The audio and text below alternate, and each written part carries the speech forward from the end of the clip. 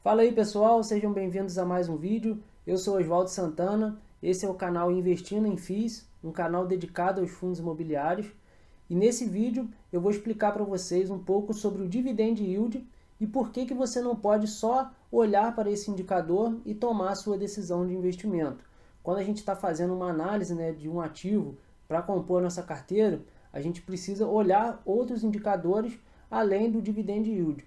E eu vou te mostrar, com exemplos práticos nesse vídeo, algumas pegadinhas que a gente pode cair, infelizmente, se a gente olhar só esse indicador e tomar a decisão de investir ou não em determinado ativo. O Dividend Yield, ele é um indicador muito utilizado no mercado financeiro.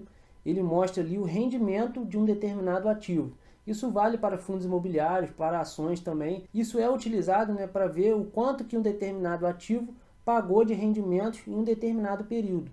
Geralmente, esse indicador ele mostra ali de forma anual, mas a gente pode também obter essa informação de forma mensal.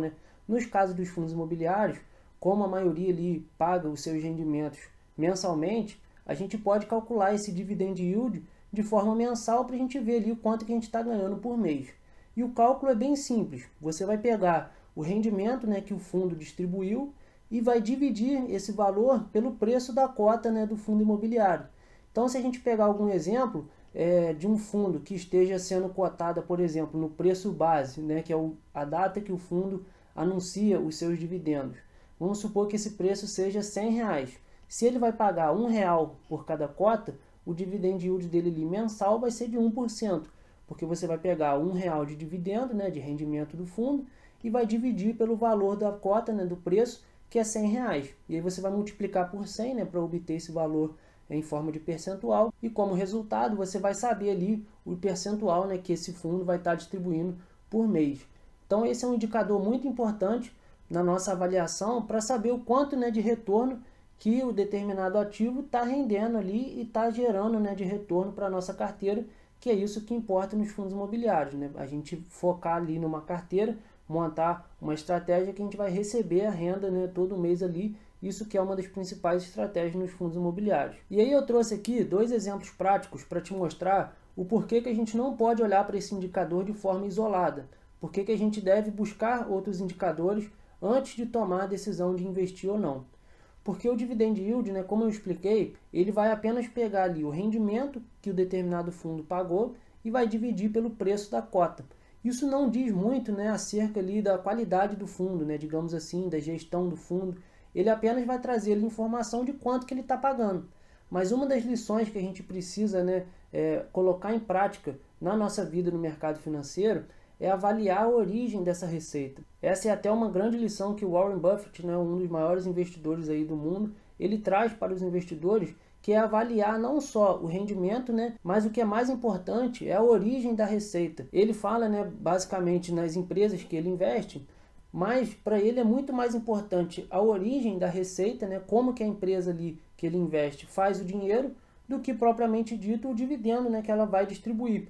E no nosso caso dos fundos imobiliários é importante a gente avaliar isso, porque o fundo imobiliário ele precisa gerar receita mensal para pagar os seus cotistas.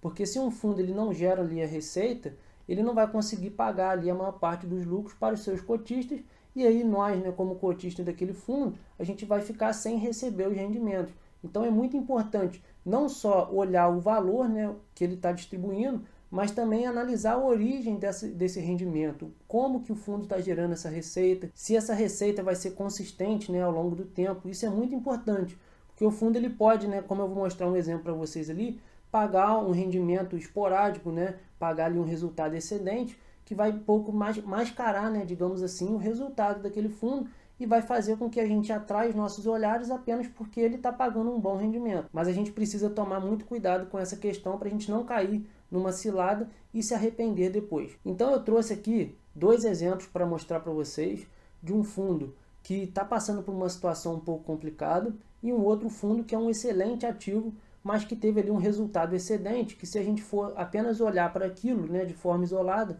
a gente pode tomar ali decisões precipitadas. O primeiro fundo é o XPCM, é um fundo monoimóvel, ou seja, ele só tem um imóvel. Esse imóvel é localizado em Macaé, no Rio de Janeiro, e esse fundo ele só tem esse imóvel e ele era alugado pela Petrobras. Mas em 2019, a Petrobras informou, né, ao fundo que a Petrobras ia sair desse imóvel, era a sede ali da Petrobras na região, e desde 2020, a Petrobras entregou as chaves em dezembro de 2020, então, desde, né, aquela data, o fundo está ali sem inquilino. O fundo ele só tem um imóvel, ele está ali tendo os custos de manutenção do imóvel, tendo todos os custos, né, envolvidos ali com essa questão do imóvel vazio, e está ali sem gerar receita, mas continua distribuindo rendimentos, porque ele recebeu uma multa da Petrobras, né, a multa, né, de cancelamento do contrato, então ele está usando uma parte desse valor para distribuir os rendimentos para os cotistas. Então, como eu estou botando na tela para vocês, a gente pode observar que em julho ele pagou 16 centavos e em agosto agora ele vai pagar 12 centavos, o que daria ali, né, um dividend yield de 1,06, né, no mês de julho e 0,87 em agosto. Então, se a gente pegar e olhar somente para esse fato, né, vamos supor ali em julho, está ali um pouco acima de 1% ao mês, né, esse fundo pagando. Se a gente for olhar de forma isolada para esse fundo e não analisar as outras questões, a gente pode tomar uma decisão equivocada. Se a gente olhar só o dividend yield, a gente vai ali comprar o fundo e não vai, né, saber o que está acontecendo. A geração de receita não existe. Esse rendimento, né, que o fundo está distribuindo está vindo na multa da Petrobras que ela pagou. Isso não vai se manter por muito tempo. Essa multa, o valor já vem acabando, né, ao longo do tempo, desde dezembro de 2020, utilizando o valor. O fundo ainda não conseguiu alugar o imóvel. Então é uma situação um pouco complicada para os cotistas do fundo, porque não tem muita perspectiva. Então a origem da receita do fundo é de uma multa. Isso não tem muita consistência no longo prazo. Por isso que a gente não pode só olhar o dividend yield e investir em determinado ativo. A gente precisa olhar outros fatores. E um outro exemplo prático, né, que eu queria trazer para vocês aqui é do fundo HGLG11.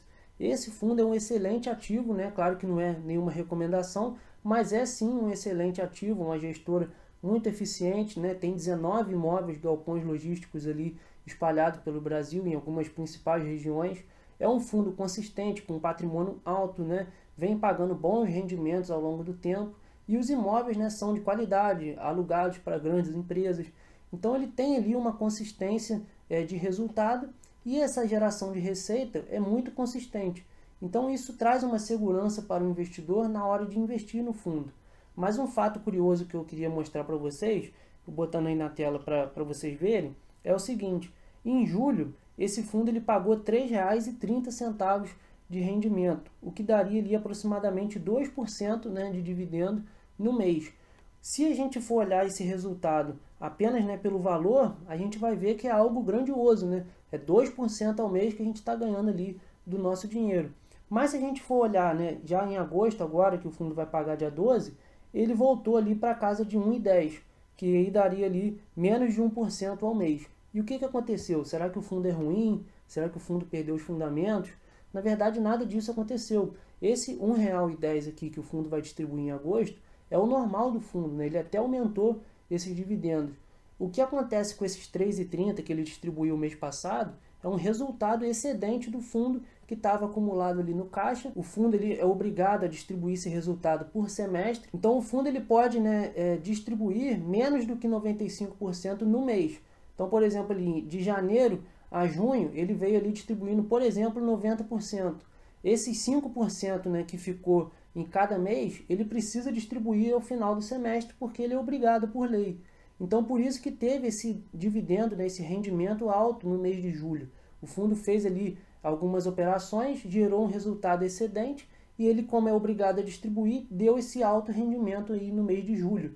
E aí, se a gente for investir apenas baseado nisso, a gente também precisa, né, tomar cuidado e analisar de onde que vem essa receita. Porque a maioria dos fundos ali, sempre ao final do semestre, eles podem aumentar um pouco os seus rendimentos. O próprio HGLG11, né, que eu vou mostrar aqui para vocês, se a gente analisar, ó, em julho de 2021, ele pagou R$ 2,20. Então é um valor acima do que ele estava pagando normalmente. Estava pagando R$ 1,78.